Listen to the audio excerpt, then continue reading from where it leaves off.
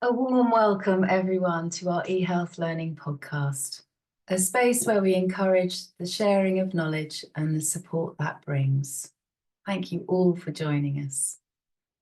Today, I've invited Patrick MacManaway, third generation practitioner of the psychic and healing arts.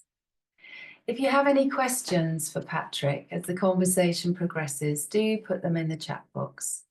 We are happy for you to interject, but we'll aim to leave about 10 minutes or so at the end to answer anything that might come up around the topic.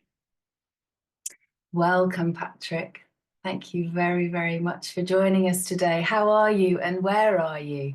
Yeah, absolute pleasure, and thank you so much for the invitation to join your community here. And hello to everybody listening.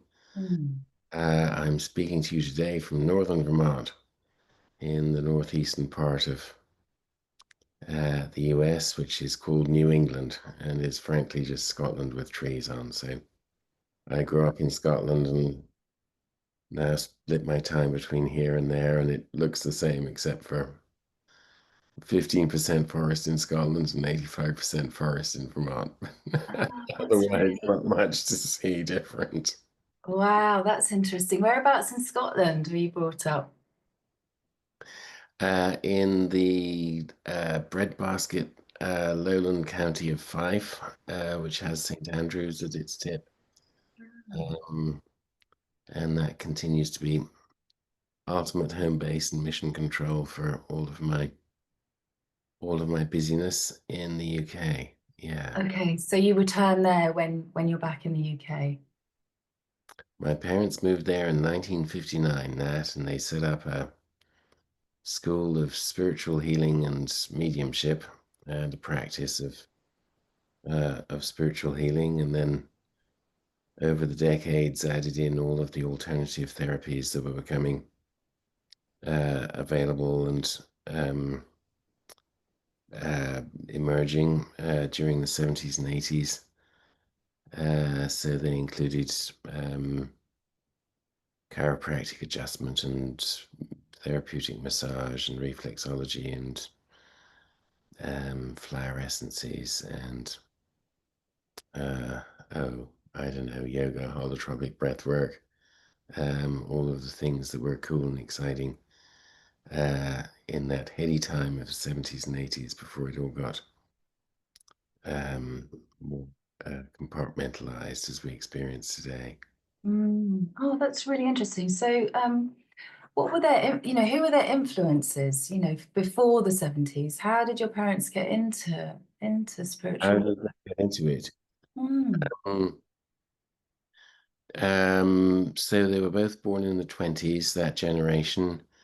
Mum was intuitive, natural healer from get-go. She was the girl in the family you brought your sore shoulder or your headache or your sick animal to. Mhm. She then went on to found a Montessori school that she was doing when my parents met. And Dad, bless his heart, was military, multi-generational military, and went off age 19, 1939, British Expeditionary Force in France, and bless his heart, discovered a healing gift fighting the rearguard action at Dunkirk. His mum was a trance medium, and so had given him some tips and guides before he went, but very classically extreme circumstances, nothing to do but pray and put your hands on, and found he could stop pain and stop bleeding and keep people alive, and it rather blew his mind and changed his life. And he spent the rest of his life, another 20 years in the military, who were very interested in those arts and gifts. But then after the witchcraft laws were repealed in the 1950s, they thought they should go public and set up a healing teaching centre in rural Scotland. So that was their rather colourful story. Gosh. Yeah. And so your mum setting up a Montessori, was she in influenced by Steiner at all? Was she? No, slightly different strand. Okay. They weren't Steiner. I work with a lot of biodynamic folks, and my daughter went kindergarten through end of high school in a Steiner school here in the US, but that wasn't an overlap at the time. Mm. Um, Because it was a very rich time, wasn't it, the 20s, for, I mean, what would be called occult, I suppose, sort of, Absolutely. wasn't it? So I wonder what was happening in the earth then, for those things to arise, because I guess also fascism was on the rise as well at that time, which is how we kind of get to World War One, I suppose. So, those two entities, complete, opposite ends of the scale. I suspect it's all just a spectrum, honestly. Nat, I think it was a time of inquiry. The Theosophists in New England here at the time, it was a rich time of spiritualism and homeopathy. All of the northeastern US hospitals were homeopathic. Um, Britain was still under the witchcraft laws, but had a lot of occultism going on in closed door circles, either formal secret societies or self-organized groups. So yeah, rich and heady time. Yeah. Yeah. So to be growing up with that, how was that for you? It was lovely. Gurus for breakfast and lamas for lunch, and 15 people around every table, and conferences going on, and up to 8 full-time students studying at the time, all of whom traded teaching for garden work, and so we were just massive in homesteading produce and huge amounts of food coming out of the garden and all of that. I didn't know anything different than that. Yeah, the rest of the world seemed a bit strange and alien, so I've had to adapt and accommodate. I bet you have. So was it a natural thing for you to also train in that line? Did you just lean in, or like, how was Yeah, that for you? we trained at the kitchen table and around the edges, um, and I was keen to join the family practice. And at that point, when I was getting out of high school in the mid 80s, Britain was just about to go into the EU, and French and German legislation around alternative therapies meant it was smart to get a medical degree. So I went off to Edinburgh University and got a degree in medicine, did a couple of NHS years, just so that I knew that side of um, the world, and also had necessary credentials for subsequent career in the alternative world. And after various trainings, joined the practice and took on the landscape part. We were, as a practice, people, places, animals. I took on the places. I wanted an outdoor job. Mm. Yeah, was how that worked out. Mm. So on your website, which is very concise actually, and I would really recommend anyone who is interested to, go and have a look, because I think the information that you provide gives all sorts of pointers. It's kind of like a little bibliography in a way to sort of offshoot onto other things, which I found particularly useful. But the services that you offer, and I've got them listed here. So there's business and projects, farm services, people and places. Now, the thing to me, the common denominator for all of those services is the land. It's the earth we walk on. So it's the place we inhabit, isn't it?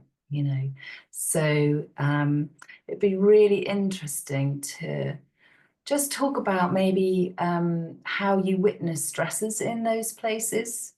Because for some people, it might just feel a little bit of a leap to think of energies being stuck. I mean, on the land, or how that might show itself, whether that's in the animals, whether that's in the place, the farmhouse, let's say, or the acreage in front of the farmhouse. Maybe you could just say something about that. Thanks, Nat. Great, great open, great open question. Good. So for listeners, and just point of principle, once we're looking at energy fields, the spirit inside the matter, um, the spirit, the soul, the energy field, bioelectromagnetic, whatever you call it. At that point, there's literally no difference between a person and a plant and an animal and a planet. We're all basically self-similar, bagel-shaped toroidal energy fields. And so the only difference really is scale. And we need to make adjustments and understandings and accommodations for moving between a person and a planet. But basically, all of our core knowledge, understandings, and skills cross apply throughout all of anything. So when we look at place and planet, we're really just looking at the energy field of a person, just a bit bigger. So on the list of things we look at,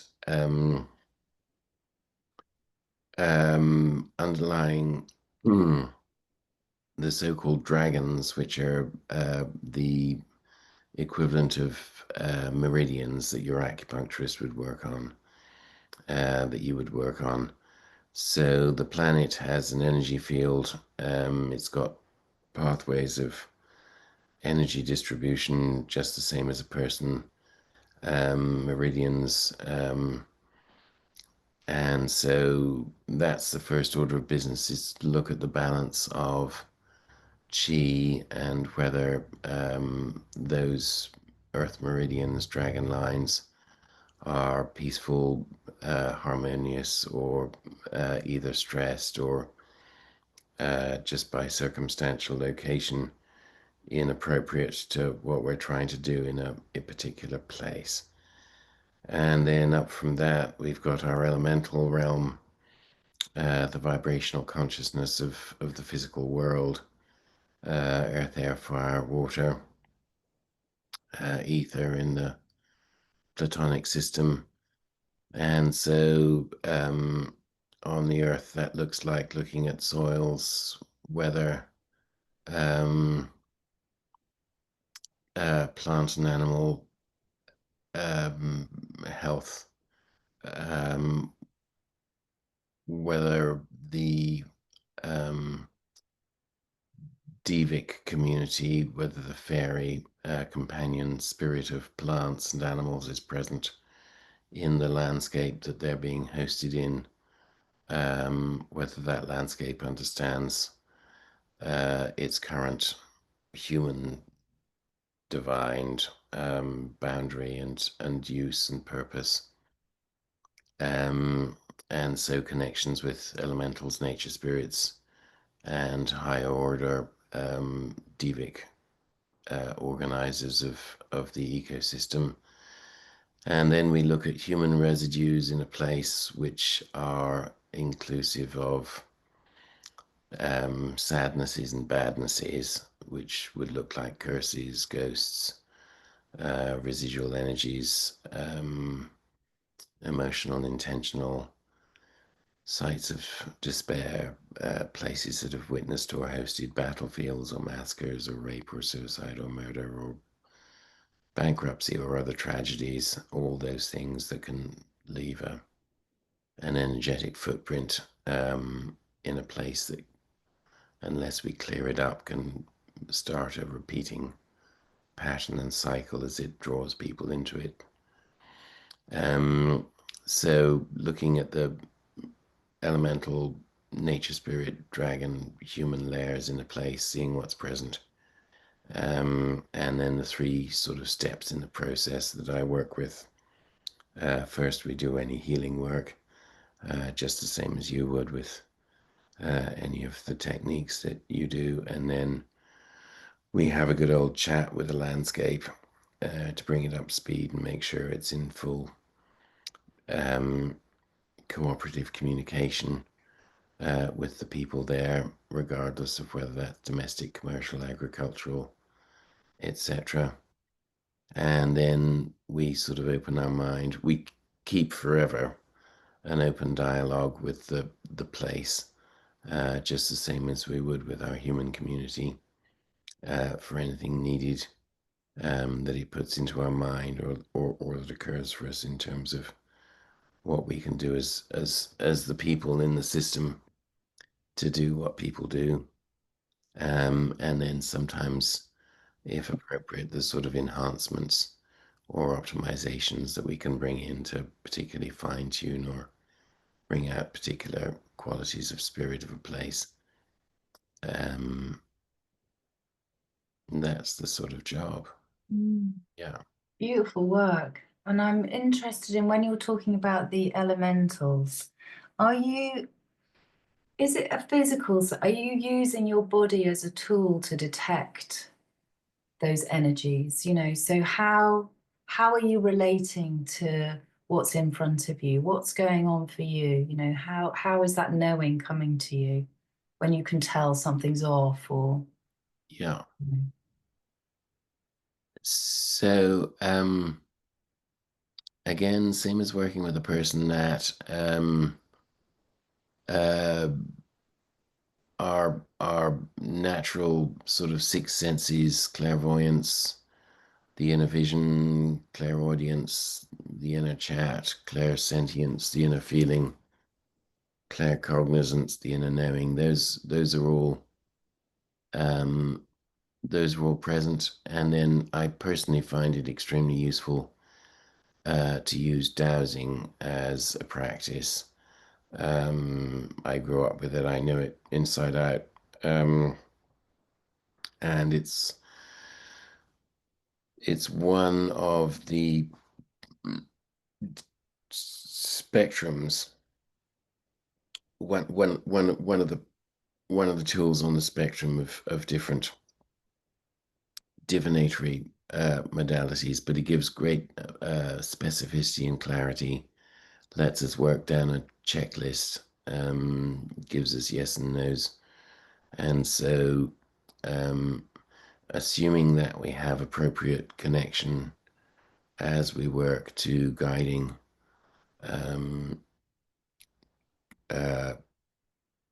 helpful spirits in the celestial civil service, both of our own and those of the place, then we trust that our work is properly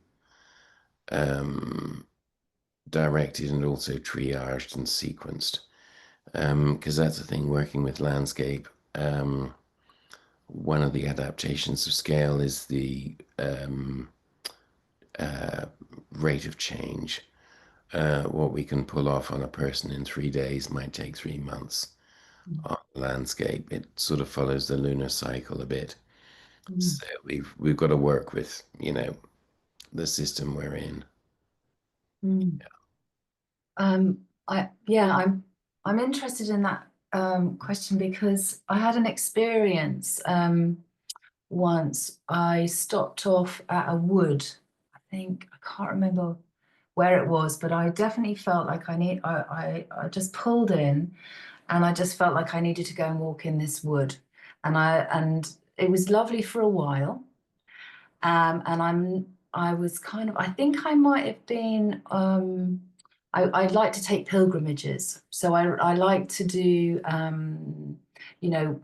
walks where it's a bit of an arduous journey. I'm not quite sure why I'm doing it, but I leave, I have an experience, and then I return changed in some way. I don't know it's not too conscious, but it's just something that I tend to do. So I stopped at this wood and I was kind of drawn down to a particular part of it, and suddenly it just felt really odd. It was like it got cold, so the temperature changed. Um, I suddenly felt like I needed to look around me. I felt chilled, and I was like, right, I need to leave right now, and it was really a big feeling, and it was an instinctive thing to get the hell out of there, and I don't know why. And so, when you talk about that kind of possibility of something in history may have happened at this site at a particular time, and I seem to maybe have walked into it, in the here and now, and it's almost like a portal. I don't know. I mean, what would you say about that? Is that something that you come across ever, or? Absolutely. Okay. Yes. And sometimes sometimes the nature of a space is self-protective and healthy, but doesn't want people in it. Okay. And then sometimes I suspect, as you're describing, a space has gotten um, passioned in a way that's not congruent for us being in there. And certainly open portals, ritual portals, um, uh, guardian spirits, this thing, that thing, and then woodland spirits that need a bit of space, and there's not much space. That's still wild, and so they don't really want you in there because they got nowhere else to go themselves. So absolutely mix of that. But I think lovely story, perfect point. That feeling you're describing, if some version of that is present in our home, if some version of that is present in our business or in our proximate community, that becomes a huge problem. Mm. Um, World Health Organization in the 80s pulled out a statistic of 30% of our buildings being sick buildings. Yeah. Based on their criteria was 20% of the occupants or inhabitants experiencing health or comfort problems arising from the site. Um, Mm. so there's a lot of it about World Health. I think they were just looking at health criteria. They weren't looking at causes.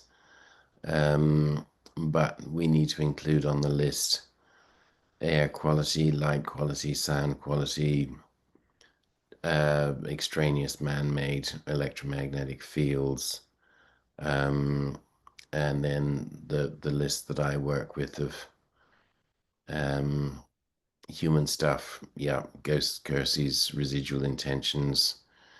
As you say, portals that have been opened, pathways of connection that might still be present, and then the state of the nature and elemental spirits and whether they're stressed or whether they're lined up or when did anybody speak to them Mm. long ago and far away.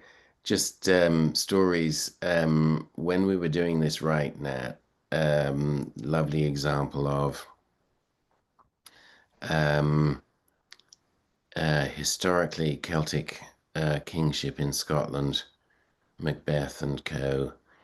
Um, Macbeth, have you read Macbeth? Terrible. Long time ago, but That yeah. was a Rosicrucian hit on a rich pagan tradition. Pagan means peasant, means paysan, means farmer. So the so-called pagan spirituality is the uh, energetic technology of making sure you've got a landscape that's fertile and will feed you. So terrible bad rap in the Elizabethan period, but he's elected by the wise women. Native Americans did the same. So 3 crones on the moor actually mean the wisest women in the community choosing their next king. And in that system, the king was not an arbitrary dictator. His job literally was ambassador to both the angelic and the landscape realms. And so chosen from the sages of the time. But included in his job then 8 times a year, quarters, cross quarters, in the cycle of the year, he had to go up to Schiehallion, which is the central sacred mountain of Scotland and the hall of the Queen of the Sidhe. And the Sidhe there are the landscape intelligences. We would call them fairy, but not the Tinkerbell kind. The Queen of the Sidhe is about 30 feet high and a bit of an intimidating lady should you happen to bump into her. So his job was to go up and, on behalf of the community, as an ambassador, as the ultimate shaman of his tribe, fast, pray, meditate. We assume amanita and psilocybin, trance inducers. But what he had to do is then, after the event, come down Moses style from the mountain with a script of how many deer could be taken, how many salmon could be taken, when to plant, when to harvest, and just really be the point person for the connection with the guiding intelligence of the overall ecology of the land, and make sure that the human practices were in right accord. So historically, this has been done actually all over the world, and we've had 6,500 years since the last ice age of sustainable agriculture in Europe, and just 100 years of some kind of mad, crazy ecocide where we stopped talking to our landscape and um, changed husbandry to agricultural science, and so lost the relationship. But so that's sort of the job, is and historically, whoever was, priest, priestess, minister of the parish, that was, they had to keep the cattle happy and fat and the wells filled, and as they say in America, all the women strong, the men good looking, and the children above average. But that was assumed to be a product of a healthy, vibrant, energetic landscape. And so this used to be our core practice. And back in Imperial China, the people who did my job were the highest paid public officials. So we're still holding out for that to come back. But in the meantime, we need to do what we can. Yeah, and it's interesting that that's really, the only way to help it, because the sort of the man-made idea of what should be happening doesn't, it's actually raping the land, isn't it? It's not, we are farmers are constantly having to use fertilizers, for instance, because there's nothing will grow. There's the depletion now, whereas it's such an extent, that, I mean, regeneration is a buzzword, and that's coming, and I think farmers in England are doing that. But I don't think there's a holistic nature to that. We're not really seeing the whole relationship that we have, to be in sync with everything. We are lost, aren't we, at the moment? Well, I think we know we're lost, and I think there's an urgency in finding our way back. And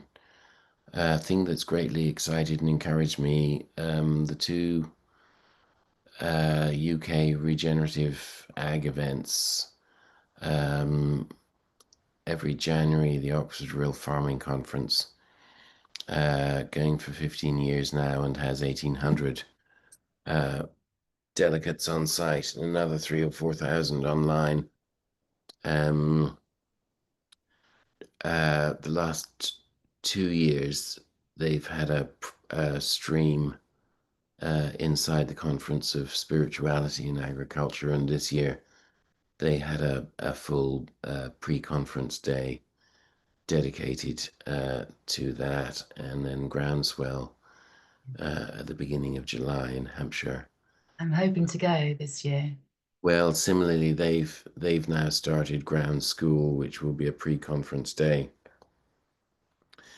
totally dedicated to spirituality in agriculture, and I think somewhere between 3 and 5 presentations during Groundswell on different aspects of that. So we get to live in the times where this comes back, Yeah. which is very exciting. Yeah, and to be a part of that conversation and see how it relates to us, to see that actually we do fit into that, and that if we can do our little bit, I've had some shamanic healing over the last couple of years, and it's really been in conjunction with where I live and has brought me into the connection with guides, for instance, with nature spirit, with the plants that are my allies. Now, I've never had that language before, in relation to my environment. So there's this sudden kind of opening around not being alone. It's like, it's not me just doing everything here. I am actually in It's a invitation. crowd. Yeah, It's standing room only.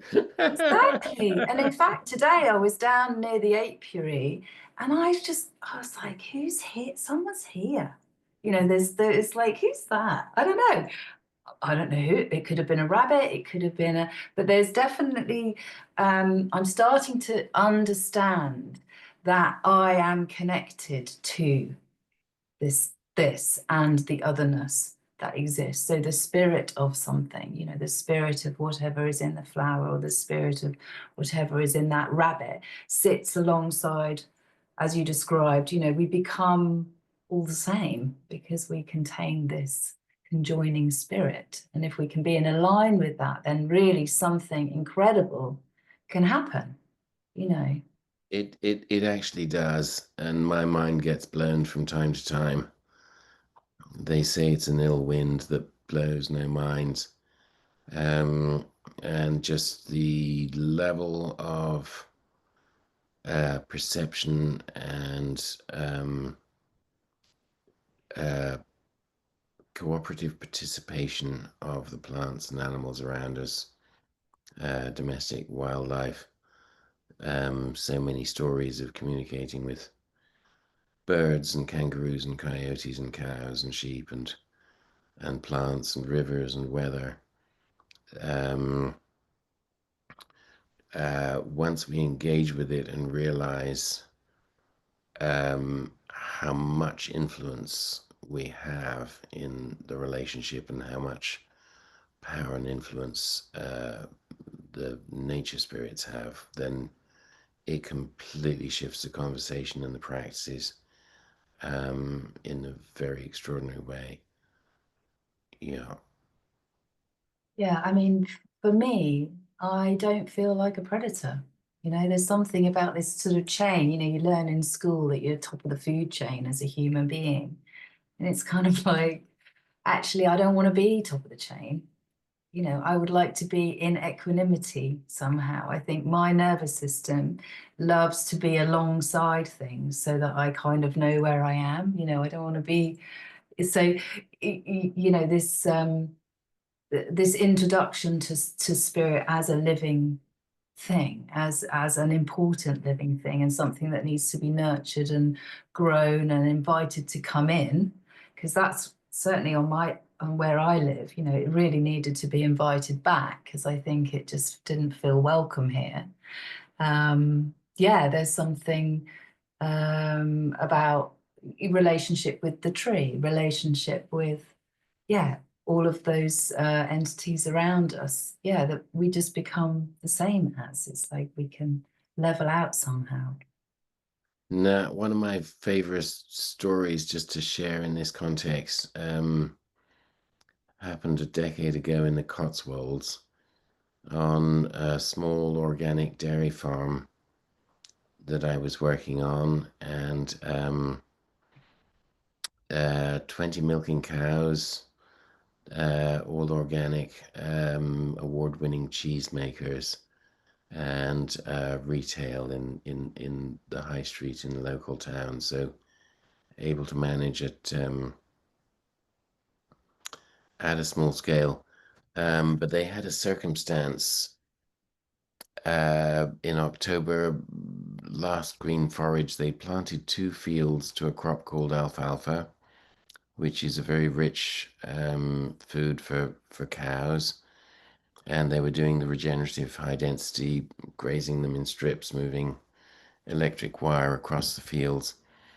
But they had 2 identical fields side by side, both planted, same seed, same day, same operator. And the cows had grazed off one field, all in good shape.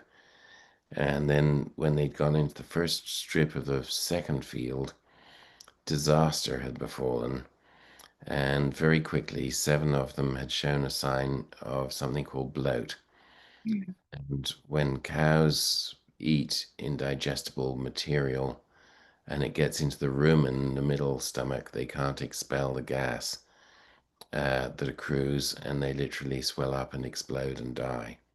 Very bad way to go. So alfalfa is classic for doing this, and farmers are very attentive. And so John on the farm was tracking it, immediately spotted that 7 of his cows were going into this condition, pulled them off the field, drenched them with vegetable oil. No cows die in this story, but now they're all in the barn and there's a field of ungrazed crop. So when this happens, obviously the first thing you do is you call your land whisperer. Mm. And so I was in town and was there in half an hour. And so what I did was, and again, this is, comparable what you would do with a client, just slightly adapted. So I sat in the field, literally, and got into a peaceful, clear, meditative headspace, called on supportive, helpful angels and guides, and then into the circle of my mind, um, uh, invited the spirit of the farm, the spirit of the field, the spirit of the soil, the spirit of the plant, and the spirit of the cows. And Saint Bridget, who's deity of all such things, make sure you got top management on the job. And what was quickly apparent was the first field, the intelligence of the nature spirits there had fully recognized and embraced that they were part of this agricultural system, that they were being planted and replanted in rotational succession, and that effectively, their presence on the farm was based on their being a yummy, nutritious feed for the cows. And that was all good. And this second field where the trouble had arisen somehow hadn't got that messaging and was self-identifying as wild, feral, and that these herbivores that had shown up were predators, and that its survival was not based on feeding them, but based on making them go away. Mm. And plants in general have so-called primary metabolites, which are the building blocks of cellulose and all things they need to make leaf and root and shoot. And then they have something called a secondary metabolite system, which is a discretionary catalog of basically toxic chemicals that they can mobilize very quickly to make an aphid or a locust or a browsing herbivore go away. Because you and I, if we're stressed, we run away. But if a plant is stressed, it has to do something about it in situ. So in South Africa, giraffes have to literally creep up on acacia trees from downwind with no footfall, and get in a browse before the acacia tree realizes it's being browsed, and then the acacia tree fills its leaves with tannins, which are disgusting and indigestible to a giraffe, and then they have to go and sneak up on the next one to get second breakfast. There's a ground cherry in the northwest of the US that's sweet and delicious if you can grab it before it knows that you're there. But if it senses a predator, including a human, it can almost instantly render itself disgusting and sour. And so literally the people have to creep up without footfall and from downwind to grab this. So so this field of alfalfa in the Cotswolds had mobilized its secondary metabolites based on its intelligence believing it was being hostilely predated. And so the chat that I had in my head, love, peacefulness, explanation, invitation to cooperation, and very quickly everybody was on team. And we then waited 12 hours and the cows were put back in the field. And indeed, they subsequently successfully grazed off the whole of the rest of the field over the next 10 days and were totally healthy, and no further sickness arose. So just sort of 3 steps back, analyzing that experience, even though I was having a meditative conversation in my imaginal space, the plants heard me, understood me, had the capacity to change literally their metabolic expression, and chose to do so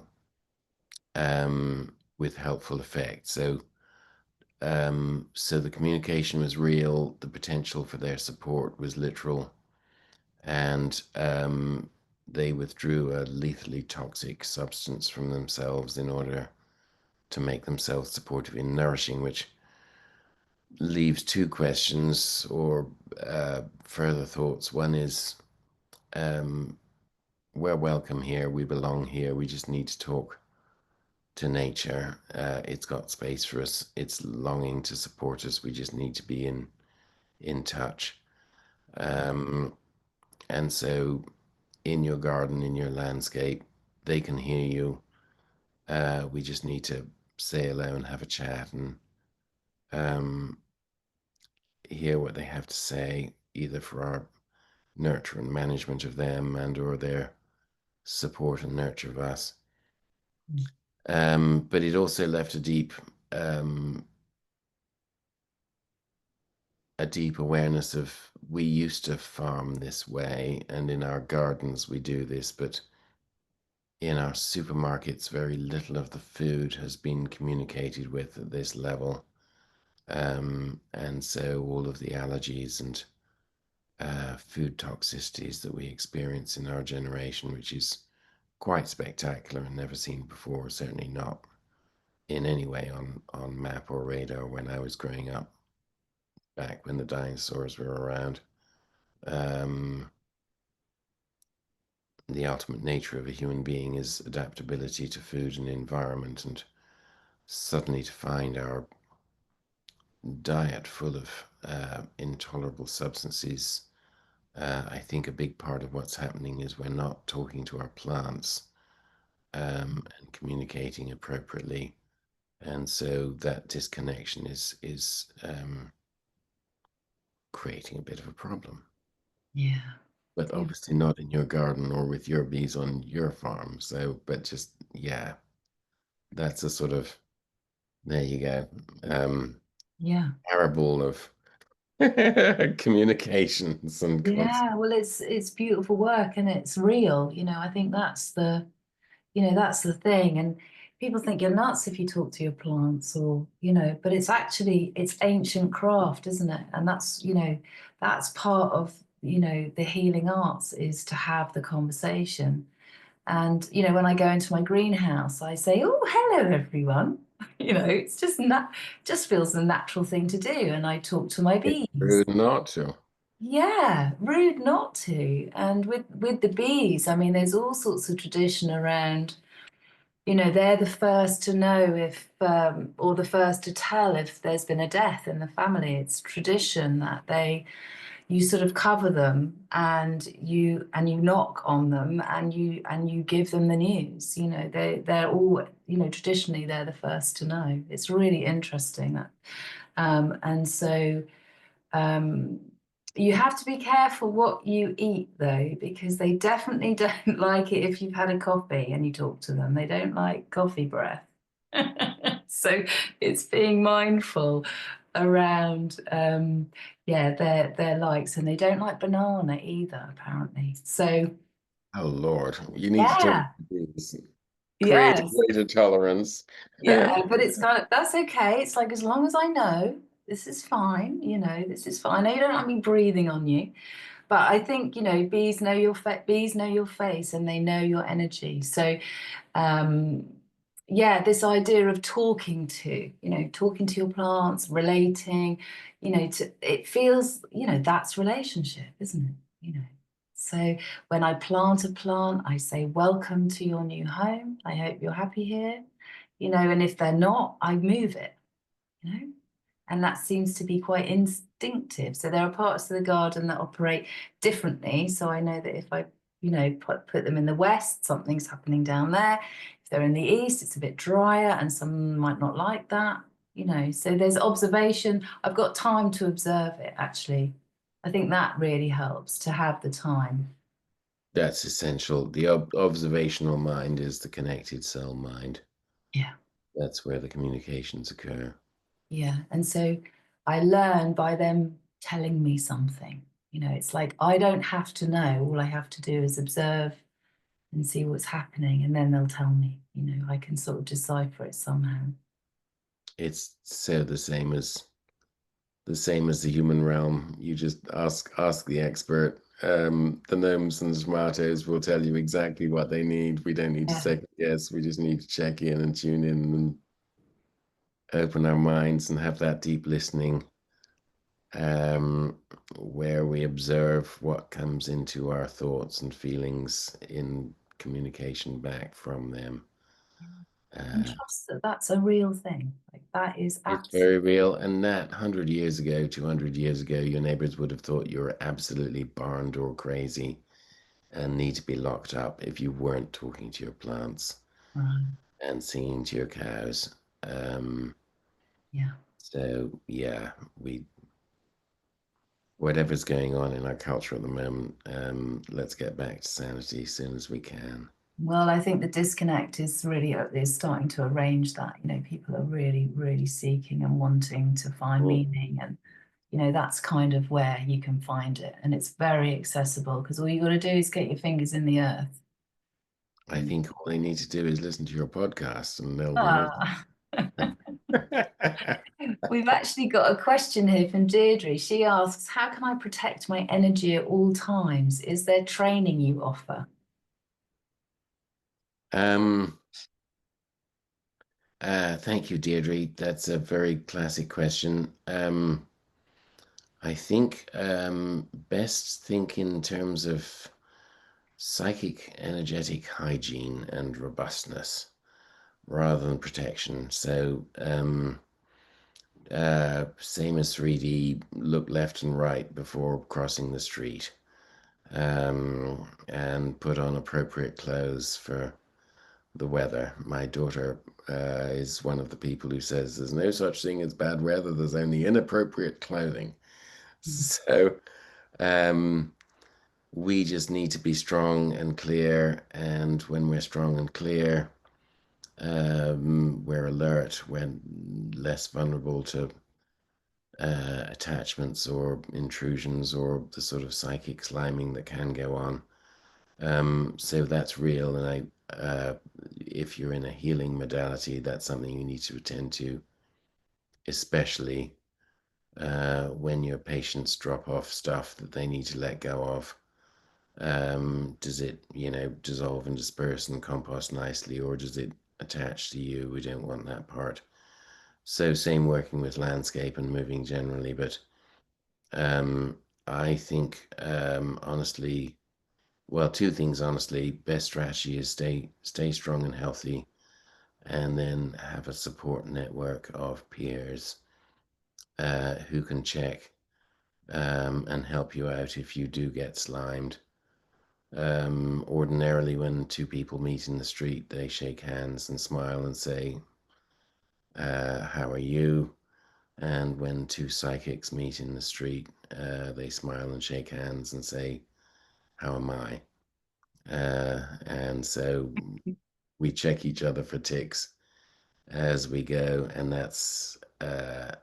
yeah, that's essential. But I don't want to be naive and simplistic, but just in the basis of time available, I think because we get more of what we think of, we want to think of ourselves as strong and sovereign, um, and healthy and vibrant. And um, if anything arises, get the help rather than thinking in terms of fear and protection and being in an endlessly vulnerable space.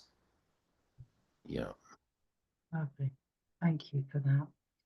Hilary asks, have you looked at corn circles? Corn circles, most fabulous and fascinating. I've looked at them for 30 years. Mm-hmm. Good Lord. Uh, they come in cyclical bursts. They happen all around the world. Incredible cluster in south of England the last couple of decades, but also in the 20s. Woodcuts back to the 1500s in Holland. Circles in snow in Massachusetts, and terrible um, circles in wheat in Ontario that unfortunately included a porcupine who got fried and whose spines ended up swirled the same way as the corn stalks. Was a bit of a bummer. Was in the wrong spot at the wrong time. Uh, what are those about? They're all, as you will have looked at, sacred geometrical patterns. So they've got harmonic and mathematical and musical resonance. Um, are they communications from our space brother and sister friends? Are they homeopathic imprints into our food systems? There's a lot in there. That's a couple of years of study right there. But famously in my life, on my first day in 1994 as a um, tax-paying professional geomancer, the chaps organized a crop circle in barley in the field next to my house, which I got to fly over and take a photo of from a Cessna, but it was a proper one. And it was in barley. The stems were covered, but no birds and no animals would go in there. We couldn't get dogs or horses in there, and there was a whole community of racing pigeons just along the edge of that field, and none of them would go into the crop circle. So there's a lot going on in those. And the question is, are they coming from inner earth consciousness or outer earth imprinting? But yeah, lovely, exciting. Something's going on there that's cool. Yeah, and maybe there's something about just not being all right with not knowing, but just making them. It's like we don't have to know, do we? That they're real. And as Hilary says, her daughter wouldn't go in one, and she was 7 years old. So the Mhm. children understand that energy, don't they? No, it's a very profound energetic impact. It is a big subject, and yeah, the sort of two.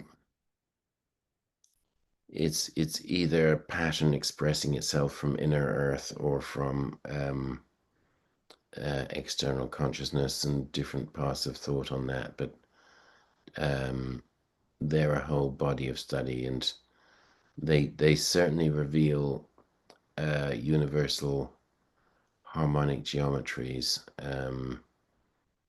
So it might be Plato getting bored, um, you know, and making pictures in our tweet. Yeah, I mean, there could be some culmination with what happens with sand on a surface when you Yes. kind of bang it at a certain tone, isn't it? Yeah. There is this resonance that, creates these geometric patterns, and it's a language of some sort, isn't it? It is absolutely, yes, cymatics. That's the word. Yeah. Yeah.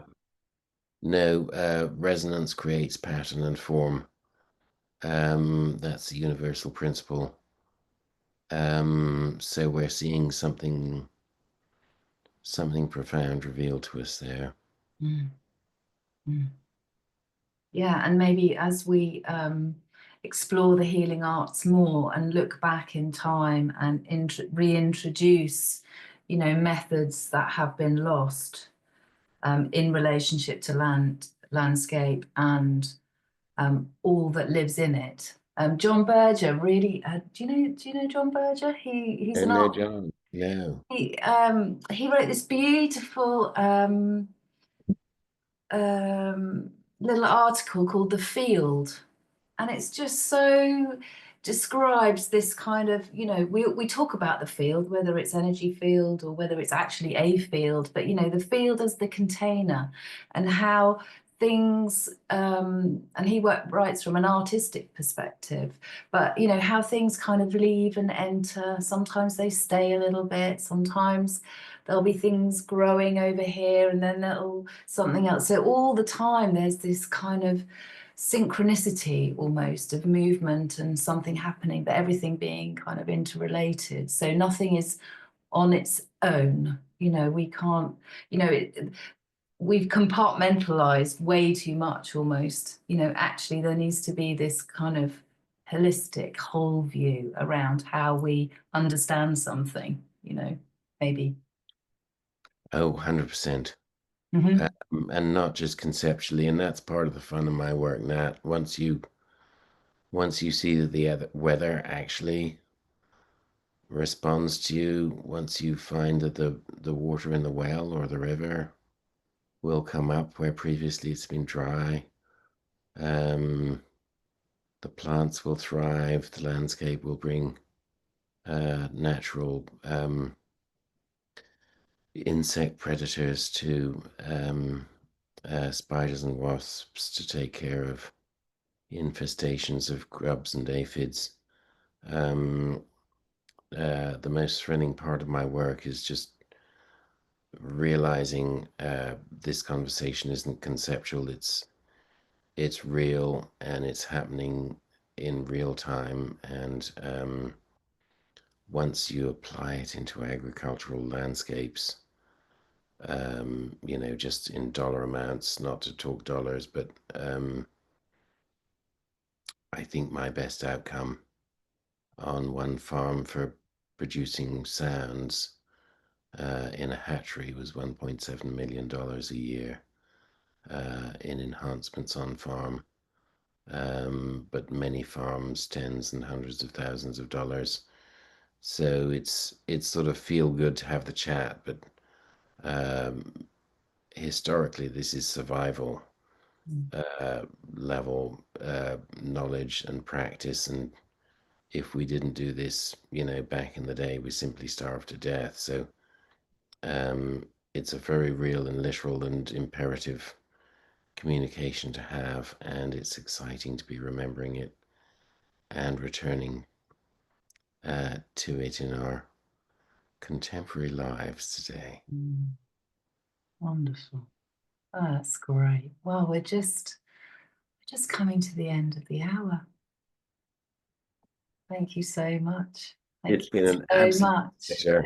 It's been a joy to chat today. And if anyone is interested in any courses that you're doing, then please go to Patrick's website. The details are in the chat box, and do get in touch with us if you have any questions at all. But it's been enlightening and yeah, just beautiful. Thank you so much for joining me and agreeing to this conversation. Nat, thank you so much for hosting this space and for everything Oh, that you're doing to your community. An absolute privilege to get a chance to share with you today. Oh, bless you. Well, go well. And yeah, I hope to meet you along the way. We'll look forward to that. All the best. Take care. Bye for now.